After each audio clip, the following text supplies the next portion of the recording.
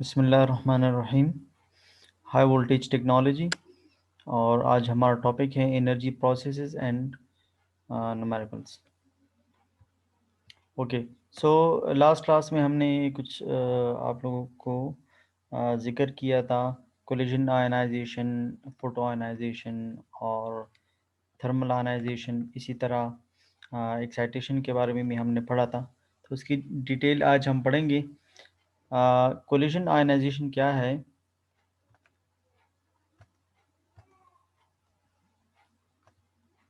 The production of electrons from the atom due to the energetic incident electron under the electric field। यानी हम एक neutral atom लेंगे और एक incident electron को उस पर बम्बार्ड करेंगे, ठीक है। और इस इलेक्ट्रॉन को जो स्पीड मिलेगी वो हम किसी ज़रिए भी से भी दे सकते हैं। यहाँ पे हमने इलेक्ट्रिक फील्ड की मिसाल दी है कि इलेक्ट्रिक फील्ड से हम इलेक्ट्रॉन को स्पीड अप कर रहे हैं और बड़ी तेज़ी से वो इसको हिट करता है।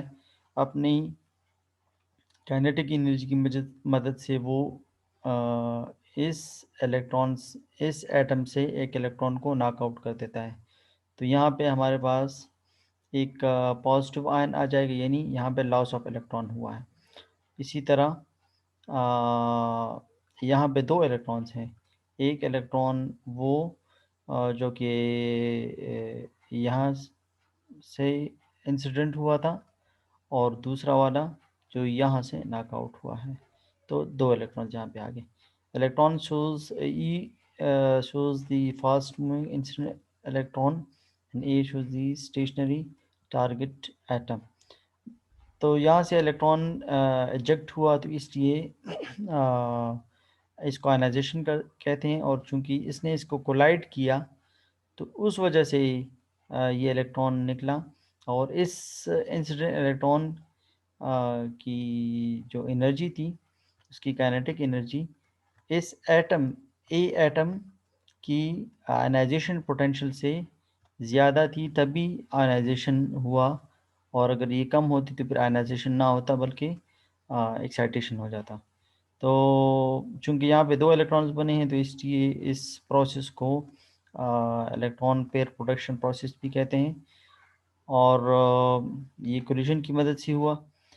अच्छा, अब जो अप्लाइड वोल्टेज की मदद से काइनेटिक एनर्जी मिली, तो हम ये ईवी, यानी ये जो इन ईवी इलेक्ट्रॉन वोल्ट, ये भी एनर्जी है, ठीक है जी।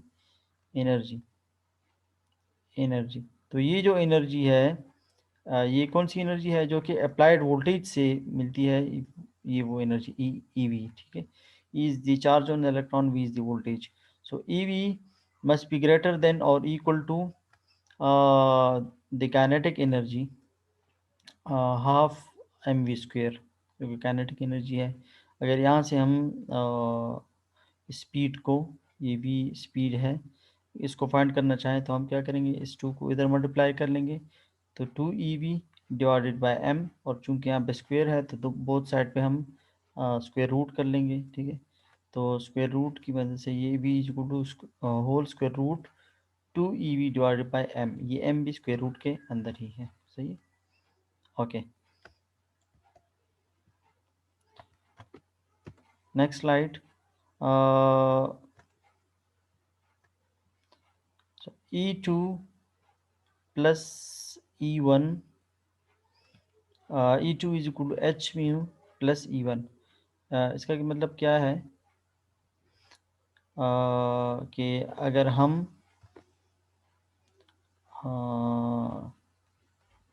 एक मिनट, ओके, स्लाइड की अरेंजमेंट के बाद thermal ionization. The term thermal ionization in general applied to the to ionizing in the gases due to the high temperature। अच्छा, ये भी वही है, उसी तरह का प्रोसेस है। हम न्यूट्रल एटम लेंगे और हम हीट की मदद से इलेक्ट्रॉन को एजेक्ट करेंगे। तो यहाँ से इलेक्ट्रॉन एजेक्ट हुआ और वो यहाँ पे आए। यहाँ पे दो इलेक्ट्रॉन नहीं होंगे क्योंकि इंसिडेंट इलेक्ट्रॉन कोई नहीं है, सही है। सो यहाँ पे भी वही है कि ये जो हीट है, ये इस एटम की आयनाइजेशन पोटेंशियल से ज़्यादा होगा तब ये आयनाइजेशन होगी। चूँकि ये आयनाइजेशन हीट की मदद से हुई है, तो इसलिए हम इसको थर्मल आयनाइजेशन कहते हैं। अच्छा, यहाँ पे इन्होंने प्राइमरी आयनाइजेशन, सेकेंडरी आयनाइजेशन की एक डेफिनेशन लिखी है। यहाँ पे इस तरह है कि जो इलेक्ट्रॉन इजेक्ट हो जाता है किसी भी प्रोसेस से, तो ये प्राइमरी आयनाइजेशन कहलाती है। सही। और अगर यही इजेक्टेड इलेक्ट्रॉन में इतनी स्पीड हो, इतनी काइनेटिक एनर्जी हो कि वो दूसरे न्यूट्रल एटम के साथ, यानी यहाँ पे एक दूसरा न्यूट्रल एटम है ए, ये इजेक्टेड इलेक्ट्रॉन इस में इतनी स्पीड है, इतनी काइनेटिक एनर्जी है कि ये इस ए एटम की आयनाइजेशन पोटेंशियल से ज़्यादा है, और इसमें इजेक्ट तो जब ज़्यादा है तो इट मीन्स कि ये इलेक्ट्रॉन इस एटम से भी इलेक्ट्रॉन को इजेक्ट कर सकता है। तो फिर वही यानी कोलिशन आयनाइजेशन, ये यहाँ पे 2 इलेक्ट्रॉन्स आएंगे प्लस ए प्लस। अच्छा, अच्छा, अब ये जो यहाँ से एक इलेक्ट्रॉन इजेक्ट हुआ, ये प्राइमरी आयनाइजेशन के बाद यानी हुआ, तो इसलिए इसको हम सेकेंडरी आयनाइजेशन कहेंगे। क्लियर? ओके। हीट की मदद से अगर हम आयनाइजेशन करते हैं, तो इसके लिए यानी कितनी एनर्जी दरकार होगी जी, वो यहाँ पे डिस्कस किया है। द रिलेशन ऑफ द, अच्छा, और जो आयनाइजेशन हो जाती है, तो इट मीन्स कि यहाँ पे कंडक्टिविटी हुई, तो इस कंडक्टिविटी का आयनाइजेशन के साथ क्या रिलेशन है, वो ये है। Conductivity is equal to a exponential, exponential means E raise to the power minus E divided by 2 kT। अच्छा, अब ये क्या है, दिस इज़ द कंडक्टिविटी, यानी आयनाइजेशन के बाद जितना करंट फ्लो होगा, तो वो कितना होगा, वो डिपेंड करता है इस पे और इस पे। यानी जितना टेम्परेचर ज़्यादा होता जाएगा और जितनी जो है आप एनर्जी उसको देंगे, तो उतनी जो है कंडक्शन ज़्यादा होती जाएगी। अच्छा, और ये ए और के, दीज टू आर कांस्टेंट, और ए की वैल्यू आर्बिट्री कांस्टेंट है, और के जो है वो बोल्ट्जमैन कांस्टेंट हम इसको कहते हैं। इसकी वैल्यू ये है और 10⁻⁸ में है, और ये है जाउल पर केल्विन। अच्छा, अब तीसरी किस्म की जो आयनाइजेशन है वो है फोटो आयनाइजेशन। तो नाम से ज़ाहिर है यहाँ पे भी आयनाइजेशन होगी, मगर वो आयनाइजेशन किसकी मदद से होगी, लाइट की मदद से। तो यह लाइट को हमने यहाँ पे एच म्यू, ये म्यू है यानी फ्रीक्वेंसी, बाज़ दफ़ा हम इसको यानी म्यू से डिनोट करते हैं, बाज़ दफ़ा एच एफ से डिनोट, क्योंकि फ्रीक्वेंसी है। तो एच म्यू, ठीक है, E is equal to H mu, ये फार्मूला है। तो यानी लाइट की जो एनर्जी है वो किस चीज़ के बराबर है, E is equal to H mu के। एच प्लांक्स कांस्टेंट है और इसकी वैल्यू ये है। अच्छा, तो लाइट की मदद से फोटो, यानी लाइट की मदद से आयनाइजेशन हुई, ये एम यहाँ पे एक एम न्यूट्रल एटम लिया है और लाइट को फॉल किया है इस न्यूट्रल एटम में। तो अगर इस लाइट की जो एनर्जी है वो आयनाइजेशन पोटेंशियल से ज़्यादा है एम की, तो इससे इलेक्ट्रॉन को इजेक्ट कर लेगा, यहाँ पे प्लस आ जाएगा, और एक इलेक्ट्रॉन इजेक्ट होकर यहाँ पे आ जाएगा। इसकी अच्छी मिसाल जो है वो सोलर सेल है। सही है, सोलर सेल।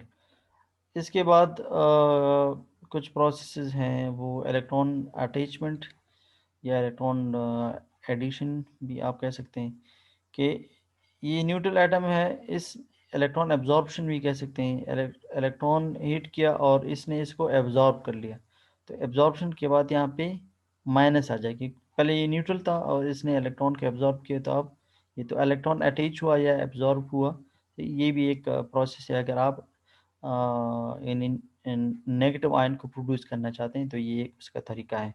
मॉलिक्यूलर डिसोसिएशन, ये एक मॉलिक्यूल है ए बी, सही है, ये बॉन्डिंग की मदद से जुड़े हुए हैं। सो एक में इलेक्ट्रॉन की कमी है, एक में इलेक्ट्रॉन की ज़्यादती है, तो ये बॉन्ड बनाए हुए है। जब इलेक्ट्रॉन हमने इसको पे हिट किया और ये इतनी एनर्जी इसमें है कि ये इसको डिसोसिएट कर सके, इसके बॉन्ड को तोड़ सके, तो क्या होगा कि यहाँ पे जो है यानी प्लस आ जाएगा, वही यानी लॉस ऑफ इलेक्ट्रॉन और गेन ऑफ इलेक्ट्रॉन, यानी पहले से जो थे। अगर ये हम रिवर्स करें तो ये यानी इसमें ये नहीं होगा। तो ए प्लस बी, इसकी कोई हम एनर्जी दें तो ये इससे ए भी बन सकता है, सही। तो अगर हम छोड़ दें तो ए प्लस और बी माइनस, और ये इलेक्ट्रॉन ये वही का यहाँ पे आ जाएगा, सही। सो डिसोसिएट छोड़ने को कहते हैं, तो यहाँ पे मॉलिक्यूल डिसोसिएट हुआ। अच्छा, अब ये वो स्लाइड था जो कि यानी मिसप्लेस हो गया था। ये E2 इज इक्वल टू, अब ये फोटो आयनाइजेशन को डिस्कस कर रहे हैं कि फोटो आयनाइजेशन में अगर लेट सपोज यहाँ पे this is conduction band E2 और यहाँ पे E1 है वैलेंस बैंड, जो कि हमने पहले एनर्जी बैंड थ्योरी में डिस्कस किया था। सो अब यहाँ से इलेक्ट्रॉन को यहाँ तक पहुँचाना है, और वो भी लाइट की मदद से। तो हम क्या करेंगे कि यहाँ पे हम इसको एच म्यू एनर्जी दे देंगे, यानी E equal to H mu, जो कि फोटो एनर्जी है। तो ये एच म्यू एनर्जी इस इलेक्ट्रॉन E1 के साथ ऐड होके ये एनर्जी जो कि ई के बराबर है, यानी फोटो एनर्जी, ये ई इस E1 के साथ मिल के इस इलेक्ट्रॉन को ऊपर उठा लेगा, यानी आयनाइजेशन हो जाएगी। कंडक्शन बैंड में जाने का मतलब है कि आयनाइजेशन हो जाएगी। तो आयनाइजेशन होने E2 तक इलेक्ट्रॉन पहुंचने या आयनाइजेशन होने के लिए E1 के साथ आप लोगों ने फोटो एनर्जी या इसी तरह थर्मल एनर्जी या इसी तरह collision energy, kinetic energy add करनी है। कोई भी एनर्जी हमने यहाँ पे ऐड करनी है, ठीक है। अगर काइनेटिक एनर्जी ऐड करेंगे, कोलिजन होगी, तब इसको हम कोलिजन आयनाइजेशन कहेंगे। ईटी थर्मल एनर्जी ऐड करेंगे तो फिर हम थर्मल आयनाइजेशन कहेंगे। यहाँ पे फोटो एनर्जी ऐड हुई है तो फोटो आयनाइजेशन, और ये E1 के साथ ऐड होके इलेक्ट्रॉन को जंप करके E2 तक ले जाएगी, सही।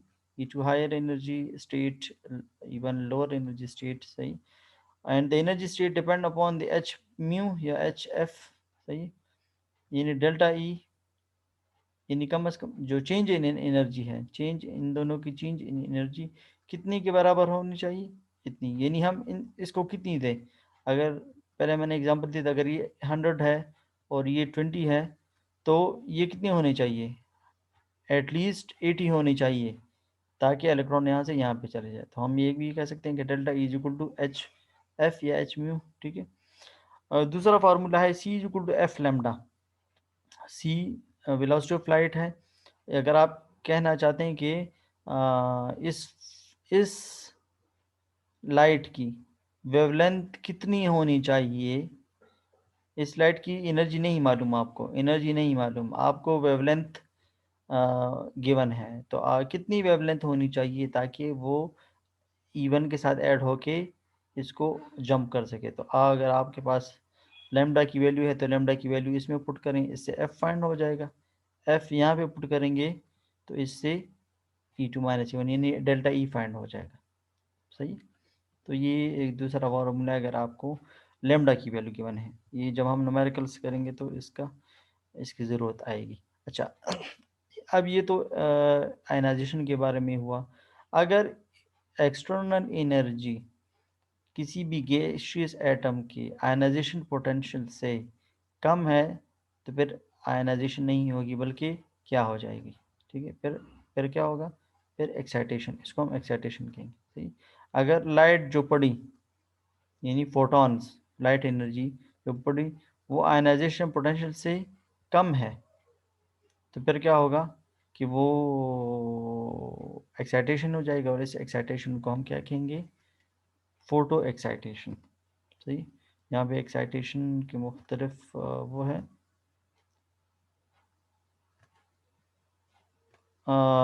If in case of simple collision the neutral gas molecule does not always gets ionized or electron impact, ज़रूरी नहीं है कि हर वक्त ये आयनाइज हो।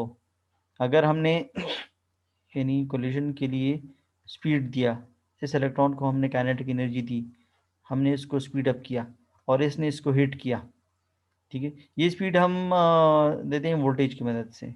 ये इलेक्ट्रॉन गन की मदद से भी दे सकते हैं और वोल्टेज की मदद से भी दे सकते हैं। सही।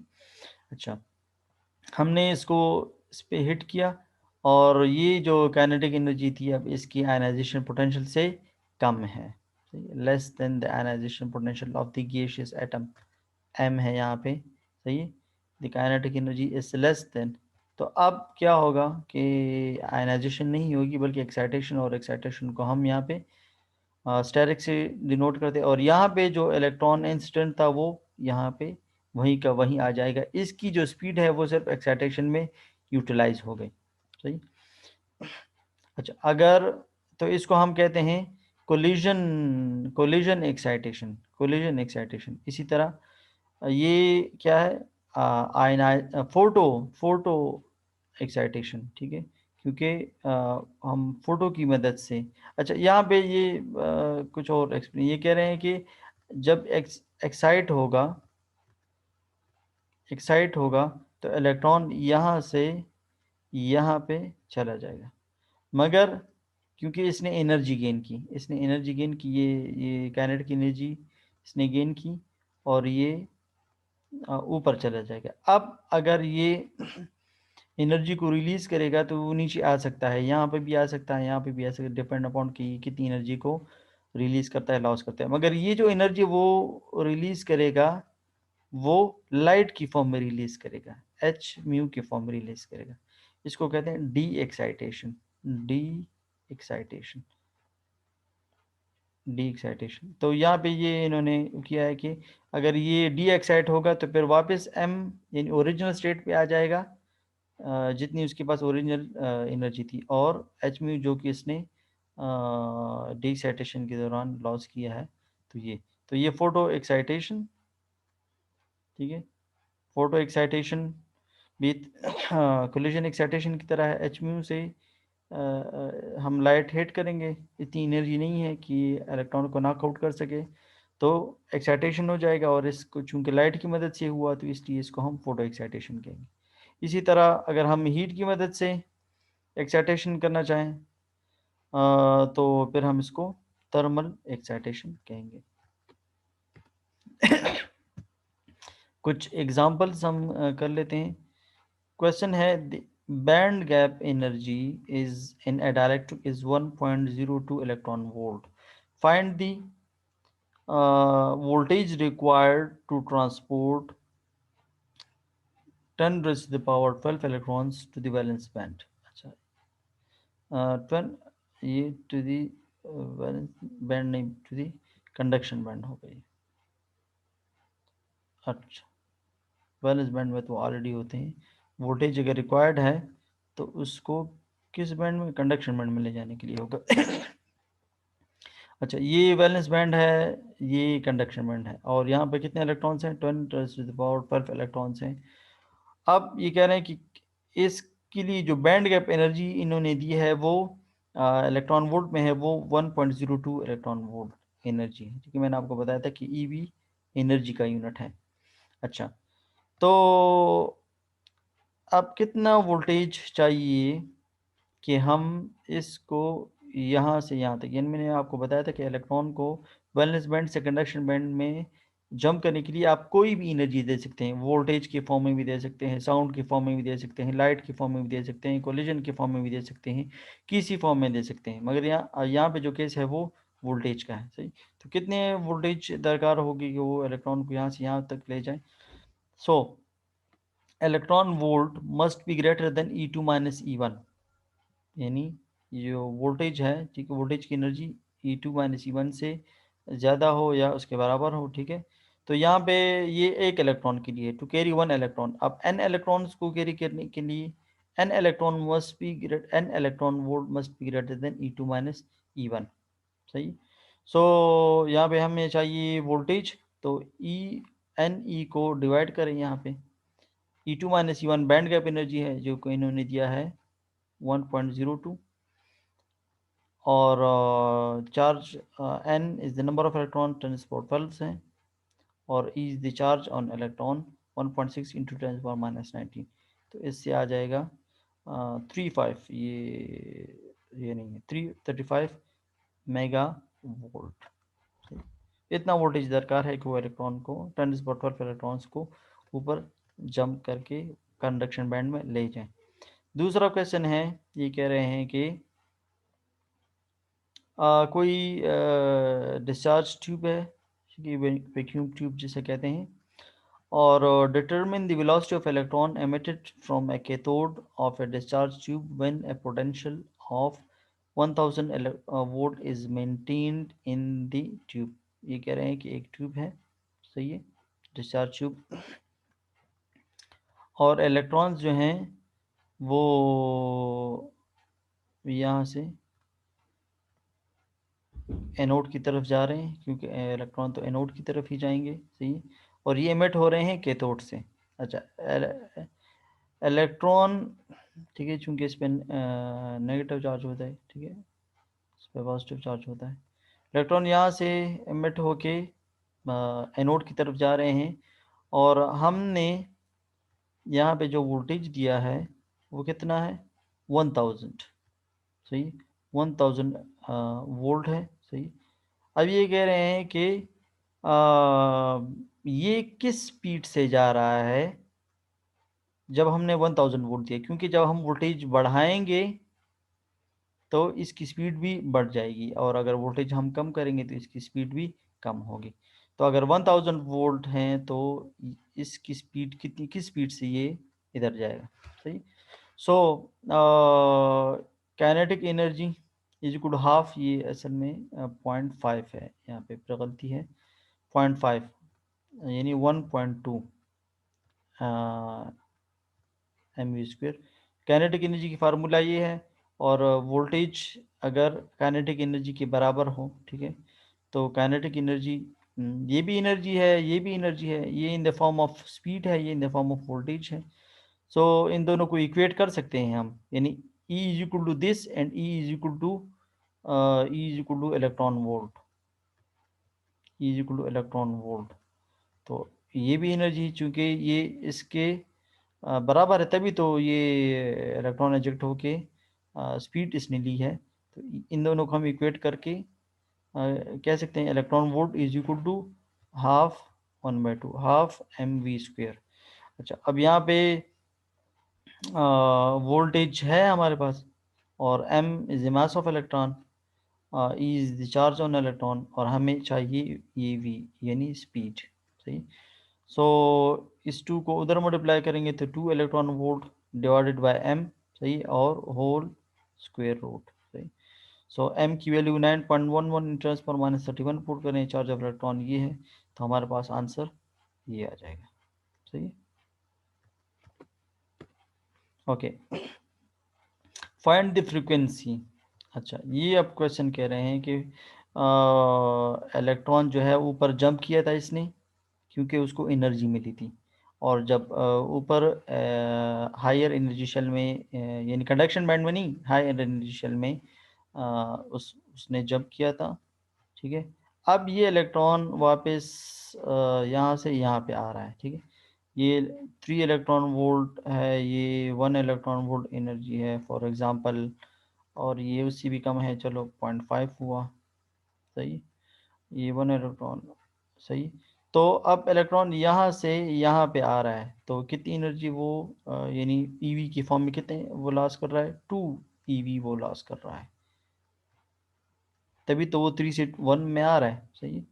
सो अब यहाँ पे क्या होगा कि यानी लाइट एमिट होगी, फोटॉन एमिट होंगी, इसकी अपनी एक फ्रीक्वेंसी होगी और अपनी एक वेवलेंथ होगी। आपको पता है फ्रीक्वेंसी और वेवलेंथ का आपस में रिलेशनशिप है, और वो इन्वर्स रिलेशनशिप है, जितनी फ्रीक्वेंसी ज़्यादा होगी उतनी वेवलेंथ कम होगी, और जितनी फ्रीक्वेंसी कम होगी उतनी वेवलेंथ ज़्यादा होगी, इन्वर्स रिलेशनशिप है, वो ये है F is equal to c/λ, inverse relationship है, सही।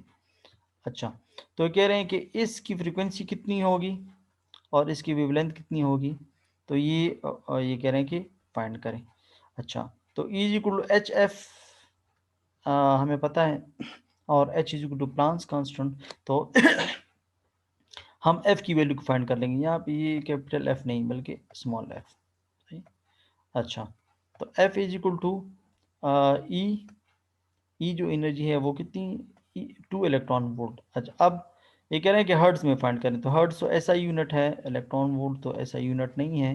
तो इलेक्ट्रॉन वोल्ट को पहले जूल में कन्वर्ट करेंगे, तो 1 इलेक्ट्रॉन वोल्ट आपको पता है कि वो बराबर है 1.6 in charge of electron into 10⁻19 joule, 19 joule. अच्छा, सो तो 2 इलेक्ट्रॉन वोल्ट किसके बराबर होगा, 2 इंटू 1.6 × 10⁻19 जाउल। सही। सो ये हुई इसकी वैल्यू। सही। और डिवाइडेड बाय एच है, तो एच प्लांक्स कांस्टेंट है, और प्लांक्स कांस्टेंट की वैल्यू फिक्स है, वो ये है। तो यहाँ से एफ की फ्रीक्वेंसी फाइंड होगी जो कि इन्होंने मांगी थी। सही। अब लेमडा की वैल्यू मांग रहे हैं, तो इसी equal to F lambda, F is equal to C by lambda, C velocity of light, और एफ यहाँ से जो फाइंड हुई, तो आप इसको कैलकुलेटर पे डिवाइड करेंगे, बस यहाँ पे आंसर आ जाएगा। सही है। ओके, आगे बढ़ते हैं हम। अच्छा, अब ये दूसरा न्यूमेरिकल है, ये मैंने लिया है डॉक्टर नईमर पाप साहब की हाई वोल्टेज इंजीनियरिंग बुक से, और ये है आप लोगों का होमवर्क, और आंसर भी मैंने दे दिया है। सही है। अच्छा, और ये क्या कह रहे हैं, ये कह रहे हैं कि कैलकुलेट द वेवलेंथ, बिल्कुल पिछले एग्जांपल की तरह है, calculate the wavelength of the emitted photon to cause photoionization in a gas with ionization potential of 1.9 electron volt. Electron volt की वैल्यू गिवन है, और ये वेवलेंथ मांग रहे हैं, बिल्कुल सेम पिछले एग्जांपल की तरह है। सही है। तो ये आप लोगों का है होमवर्क। सही। आप लोगों ने खुद करना है, सबमिट नहीं करना, मगर खुद करना है। सही। Okay, so thank you. फिर next part of the lecture में दोबारा मुलाकात होगी।